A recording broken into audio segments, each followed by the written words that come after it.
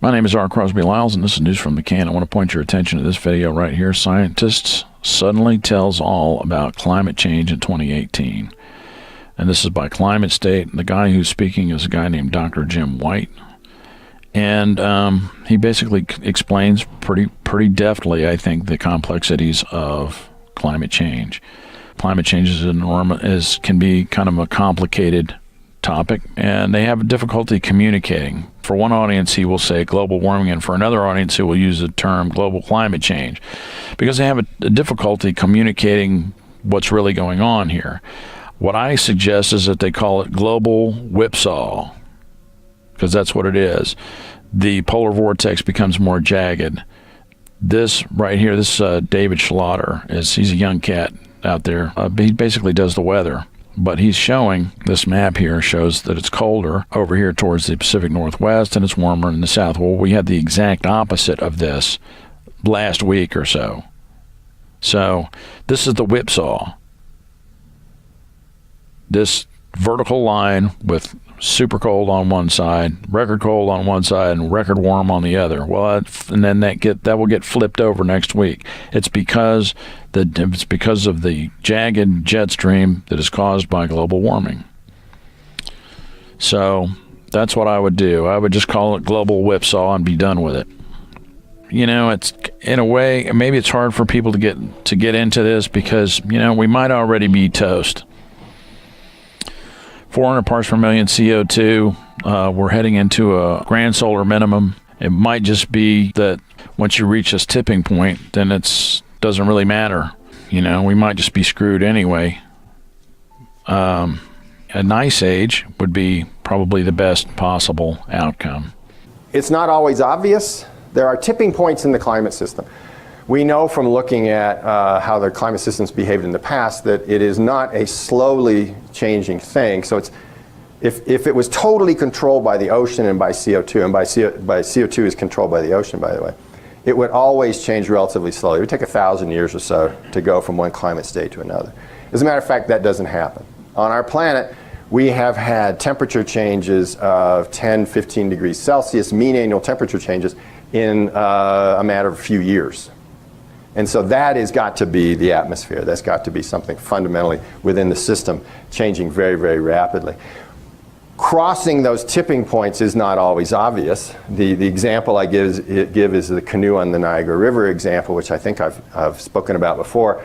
If you are an explorer coming here to this continent, you don't know it's the Niagara River because no one told you, because you haven't named it. You're cruising down the middle of the Niagara River. It's a fast-flowing river. You make good time. And at some point you hear this roar and you go, well, that doesn't sound good. Maybe I should get over to the side. So there's two possible outcomes. One is you're so much in a fast current you can't make it to the side before you go over the falls, or you've gotten a little more cautious in how you deal with the world and you stayed closer to the shore, knowing that if I don't know what's ahead, I want to be able to be cautious. So it's called the precautionary principle. I want to be able to make it to the shore at any given time. So this person, I think this actually, yeah, I'm not dead yet, but he is, right? He just doesn't know it. The tipping point actually happened sometime up the river when he crossed the point of not being able to make it to shore. That was the real tipping point in the system. The physical tipping point is when he goes over the falls and he's dead. This is the ocean heat content, by the way. And the ocean is doing what the ocean ought to be doing. The ocean's absorbing the energy. The ocean heat content is going up.